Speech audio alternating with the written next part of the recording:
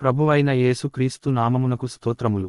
నేటి ధ్యానాంశం, నేను అతని వాగ్దానమును నమ్మితిని. కీర్తన 130 అధ్యాయము 5వ వచనము. ప్రార్థించుదము.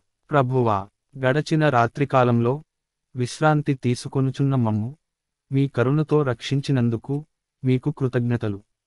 ప్రియ సహోదరి సహోదరులారా, ప్రభుని ఆజ్ఞలను, బోధనలను ఆలకించి ఆయన వాక్యానుసారం జీవించు వారలకు ఆయన చేసిన వాగ్దానము తప్పక వారి జీవితంలో నెరవేరును అను విశ్వాసము కలిగి జీవింతురు.